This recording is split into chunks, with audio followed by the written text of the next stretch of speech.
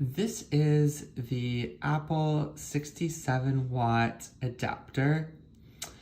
I've only ever used Apple products, so I can't speak to a lot of the other charging adapters for other hardware, but when it comes to Apple, this is your standard adapter, and a few things you can note here is that there is an option on the left-hand side, top left, to swipe out the prong part of it. And this is really important for me because when I travel to Europe and other countries for work, I can swap out that portion and put in the proper prong adapter to fit into the outlet, into a wall in Europe or Asia, which has completely different power outlets. So Apple really got this one right, and would definitely recommend using it.